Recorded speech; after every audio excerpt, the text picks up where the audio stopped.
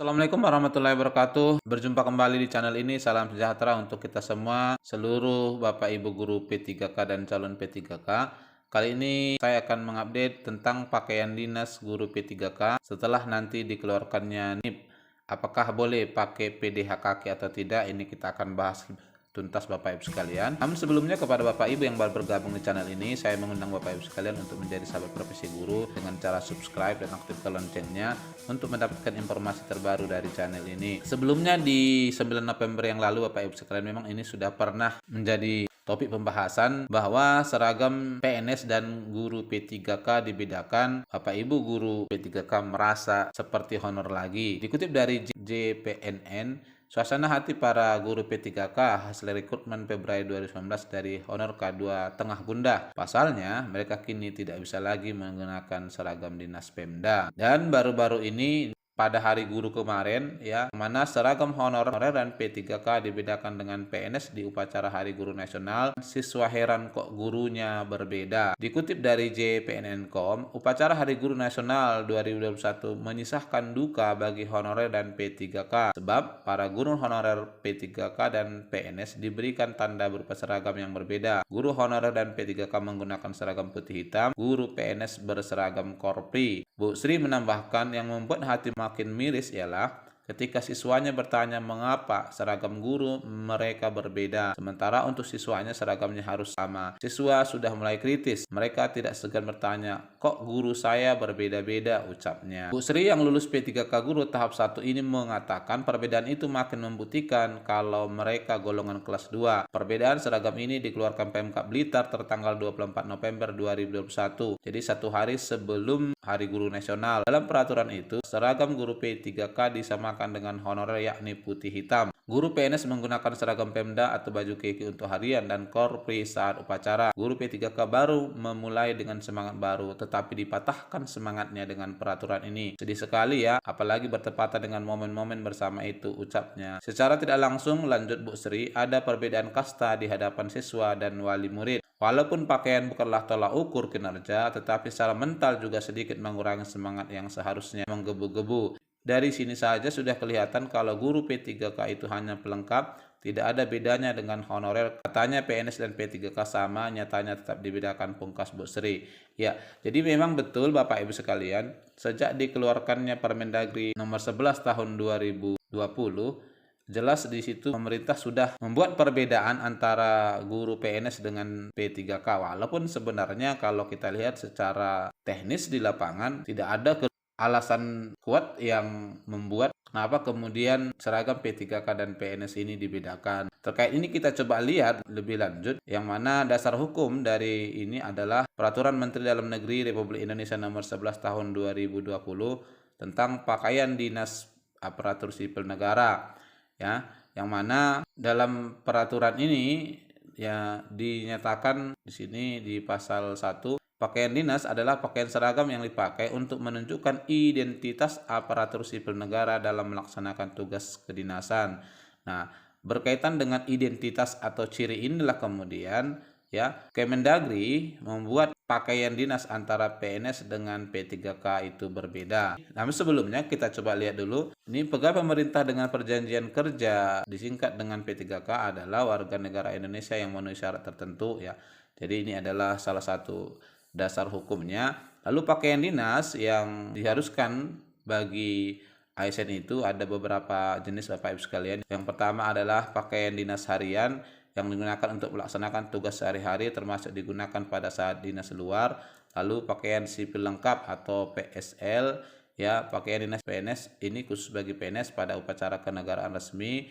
Lalu pakaian dinas lapangan ini adalah pakaian dinas yang dipakai dalam menjalankan tugas operasional lapangan. Lalu kemudian pakaian dinas upacara atau PDU. Nah, ini adalah pakaian dinas yang dipakai pada saat upacara. Nah, lalu di pasal 13-nya disebutkan pakaian dinas harian P3K digunakan oleh unit kerja di lingkungan Kementerian Dalam Negeri, pemerintah daerah, provinsi, dan pemerintah daerah kabupaten. Pakaian dinas harian sebagaimana dimaksud pada ayat 1 adalah PDH kemeja putih Jadi ini adalah kemeja putih, kemudian rok hitam atau celana hitam, kemudian PDH batik atau tenun atau lurik atau pakaian khas daerah. Ini adalah spesifiknya. Lalu PDH kemeja putih dan celana rok hitam sebagaimana dimaksud pada ayat 2 huruf A digunakan P3K pada hari Senin sampai dengan hari Rabu. Ini dipakai 3 hari Bapak Ibu sekalian. Jadi minimal Bapak Ibu ya, menyiapkan 2 setel pakaian. Lalu kemudian PDH batik atau tenun itu dipakai di hari Kamis dan Jumat. Nah, itu adalah ketentuan yang termuat dalam Permendagri. Lalu terkait pakaian dinas akan selalu dilengkapi dengan atribut. Nih kalau kita perhatikan untuk PNS atributnya lengkap Bapak Ibu sekalian, dimulai dari tanda jabatan, kemudian rencana Korps Pegawai Republik Indonesia, papan nama, dilanjutkan kemudian nama satuan kerja, nama kementerian dalam negeri, lambang kementerian, kemudian tanda pengenal. Jadi ketujuh atribut ini harus melekat pada pakaian dinas pegawai negeri sipil. Lalu untuk pakaian guru P3K ya di sini dijelaskan spesifiknya adalah ini Bapak Ibu sekalian, untuk pakaiannya adalah atributnya hanya terdiri atas 2, yakni hanya boleh menggunakan papan nama dan tanda pengenal. Jadi ini saja yang boleh melekat di dinas Bapak Ibu guru P3K. Inilah ketentuan sesuai dengan Permendagri ini. Tanda pengenal ya dijelaskan lebih spesifik di sini. Untuk guru P3K dibuat berwarna kuning sama seperti PNS, namun ya spesifiknya di sini adalah warna kuning. Terkait seragam putih hitam tadi ya berupa kemeja, memang tidak seperti kemeja putih hitam mengikuti ujian CPNS Bapak Ibu sekalian. Jadi ini ada spesifiknya, bahkan ketebalan dari kainnya pun harus diperhatikan, dan kemudian ini kalau kita perhatikan ini ada bagian-bagian khususnya. Bapak Ibu guru P3K ya bisa membuat pakaian dinas putih hitam seperti ini. Hanya saja di sini yang boleh dipakai adalah papan nama, kemudian kartu pengenal. Begitu juga dengan guru perempuan untuk guru P3K, dan kalau untuk yang menggunakan jilbab Muslim seperti ini Bapak Ibu sekalian, bentuknya Bapak Ibu boleh memesan baju seperti ini. Kemudian ini adalah papan namanya. Untuk Korps Pegawai Republik Indonesia memang tidak diperkenankan untuk digunakan. Itu. Nah, lalu muncul pertanyaan Bapak Ibu sekalian, bila Bapak Ibu selama honorer memiliki baju kaki, bolehkah itu dipakai? Nah, secara spesifik kalau kita lihat di lapangan selama ini, walaupun sudah ada peraturan Permendagri, memang sebelumnya juga ada peraturan terkait dinas, Bapak Ibu selama honorer bisa menggunakan baju keki. Kalau kemudian setelah menjadi guru P3K ini, menurut saya juga tetap bisa menggunakan baju kaki bila memang baju atau seragam PDH kaki sebelumnya sudah Bapak Ibu miliki. Karena saya tidak pernah lihat ada razia terkait dengan seragam, yaitu kalau kita lihat di lapangan Bapak Ibu sekalian, artinya dinas yang selama ini sudah ada bisa saja dipakai di hari Senin hingga hari Rabu. Namun kalau Bapak Ibu yang memang belum memiliki PDH kaki terkait dengan aturan ini, barangkali tidak perlu dijahitkan, cukup Bapak Ibu memesan baju seragam putih sesuai dengan ketentuan yang dibuat di Permendagri tadi.